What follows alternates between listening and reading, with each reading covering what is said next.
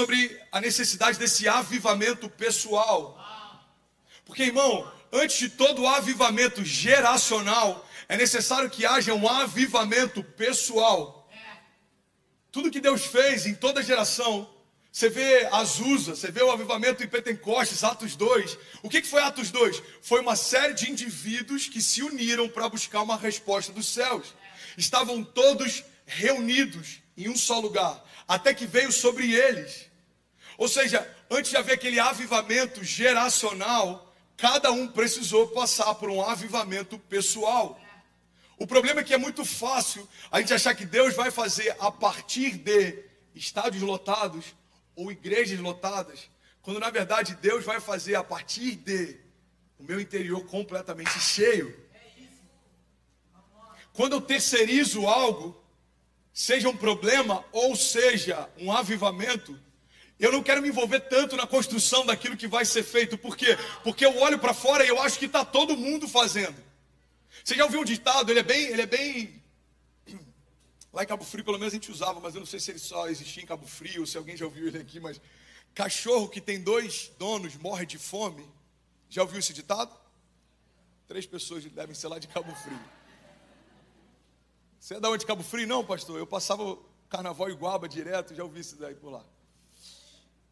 Cachorro que tem 2 donos morre de fome. Por quê? Porque está um achando que o outro está alimentando, quando na verdade ninguém está cuidando dele. Às vezes a gente está se eximindo da nossa responsabilidade, acreditando que alguém pode fazer por mim aquilo que só eu posso fazer. E a autorresponsabilidade, irmão, quando ela não está bem resolvida, ela gera líderes com crise de identidade, ela gera sacerdócios que se omitem em governar sua própria casa, ela gera meninos com medo de serem homens, mulheres com medo de serem mães. Autorresponsabilidade é um tema chato, porque eu sei que muita gente talvez veio para cá nesse domingo falando, eu preciso de uma palavra de encorajamento. Mas eu não vim anestesiar você, eu vim trazer luz sobre um tema que quando for bem resolvido, a gente vai para o próximo nível. Quantos querem viver o next level, o próximo nível? Existe um novo nível, existe um novo tempo, existem coisas novas que Deus quer que a gente viva, mas a gente precisa assumir a autorresponsabilidade. Você está comigo? Diga amém. Tem uma frase de um pastor americano que eu sou apaixonado, ele diz o seguinte: você vai ser lembrado por 2 coisas, ou pelos problemas que você resolve, ou pelos problemas que você provoca.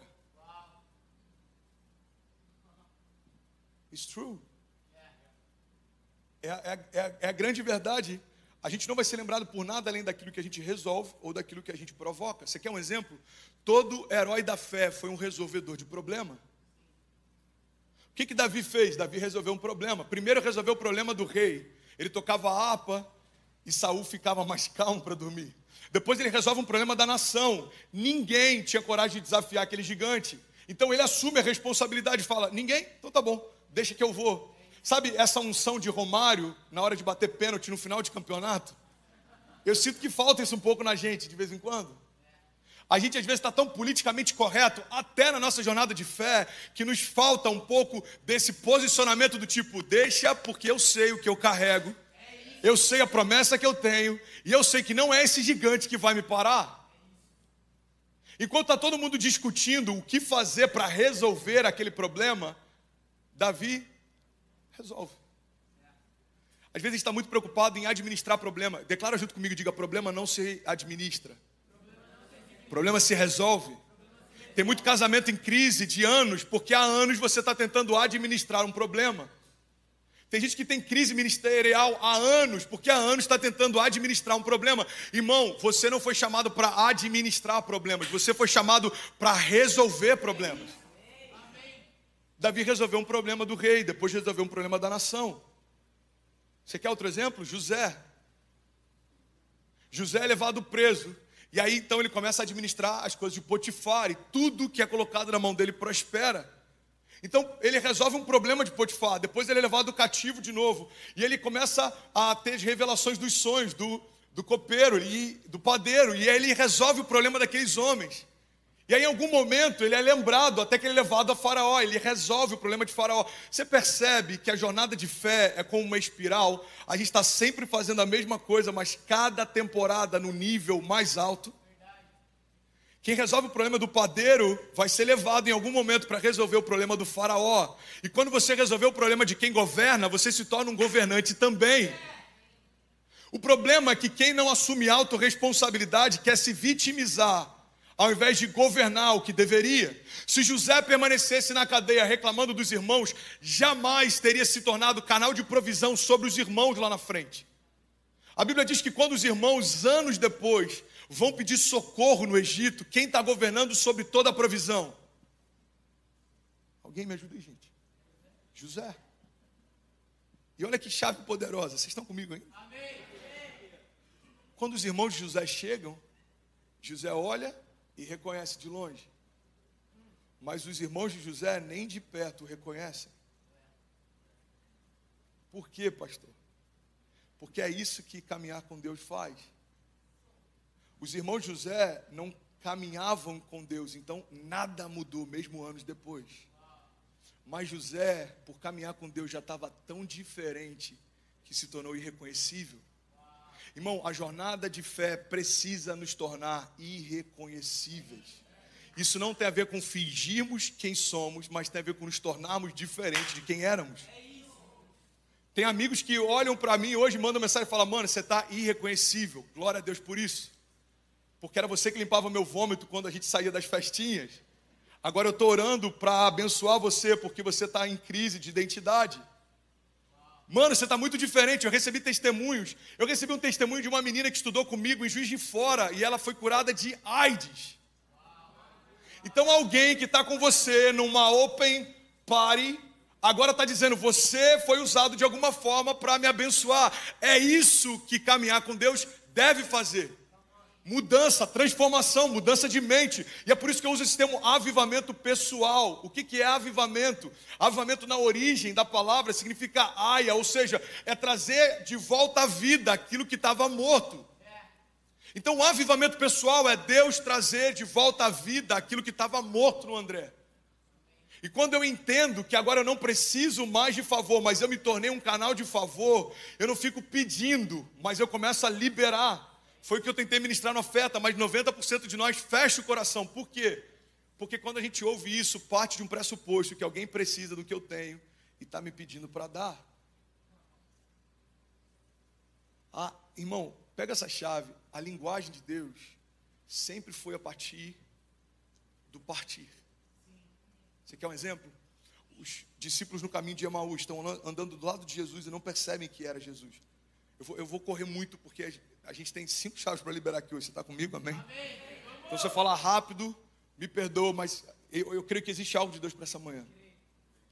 Quando chega na casa, Jesus vai como quem vai embora. E os discípulos falam: não, por favor, fica com a gente. Janta aqui, dorme. Para resumir muito, quando Jesus entra na casa, eles sentam à mesa. E ao partir do pão, Jesus se revela. Você quer outro exemplo? Multiplicação de pães e peixes. Aquele lanche era suficiente para a fome de um menino, mas a partir do momento que Jesus parte, o pouco que ele tem se torna suficiente para todo mundo que precisa. Por que a gente pode, irmão, levantar nossas mãos, declarar que a gente é livre, que a gente é justificado? Porque o corpo de Jesus foi partido. É esse o simbolismo da ceia. Aquele que não cometeu o pecado, recebeu o pecado por nós. Ele foi partido por nossa culpa. Então, quando eu entendo que eu sou um canal de provisão, eu entendo que o poder de Deus em mim tem mais a ver com aquilo que eu compartilho do que com aquilo que eu conquisto. Eu me tornei um canal de provisão. Irmão, vamos ser sinceros. Não tem nada melhor do que você andar com alguém que tem a mentalidade de provedor.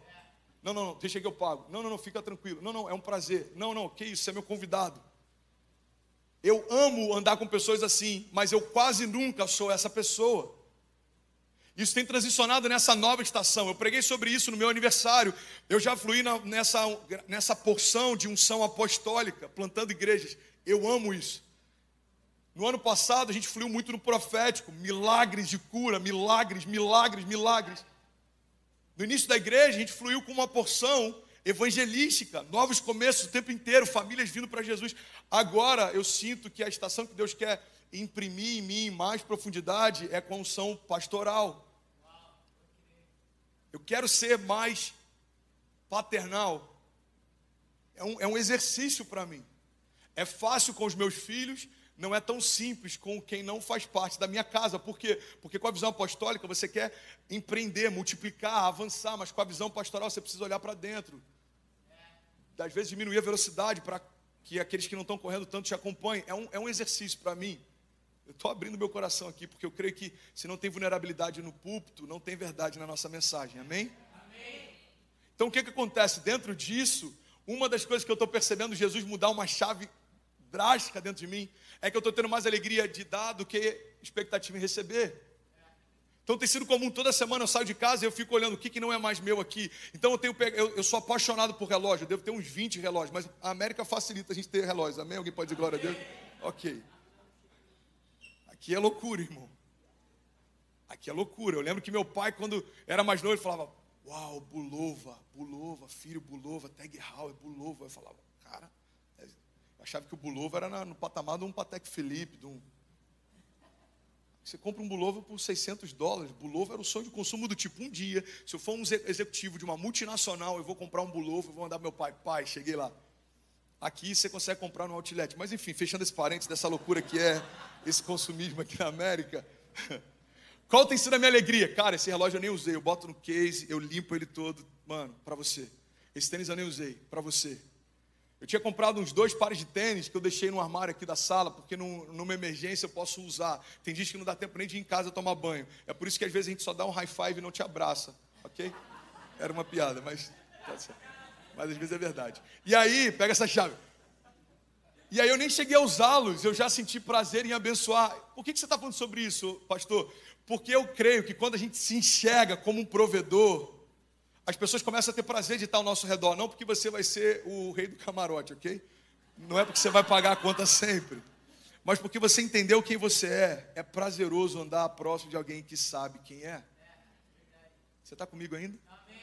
Vamos voltar para a mensagem? Você quer um outro personagem bíblico que entendeu que era um resolvedor de problemas? Jesus. Não cometeu pecado, mas se entregou por todos nós. A Bíblia diz que como uma ovelha, ele foi ao matadouro sem dizer uma palavra. Irmão, por que você está aqui hoje para ouvir algo de Deus? Porque Jesus resolveu o nosso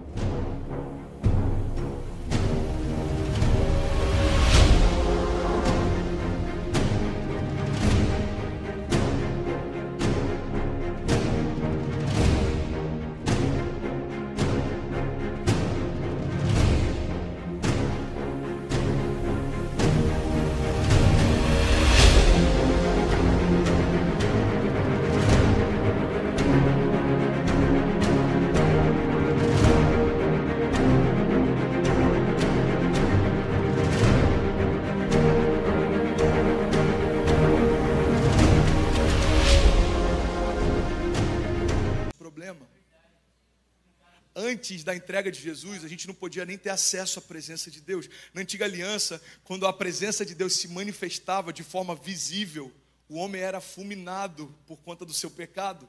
Só para você ter ideia, abrindo parênteses aqui, você tinha um tabernáculo, você tinha os átrios, e lá no Santo dos Santos, na Arca da Aliança, quando a presença manifesta de Deus vinha, um sumo sacerdote entrava com sininhos na orla das suas vestes e com uma corda amarrada em torno da sua cintura. Porque quando ele entrava lá, se ele tivesse em santidade, o barulho dos sininhos iam dizer que estava tudo bem. Mas se ele tivesse em pecado, ele era fulminado pela presença de Deus. E os sacerdotes lá de fora puxavam ele de lá.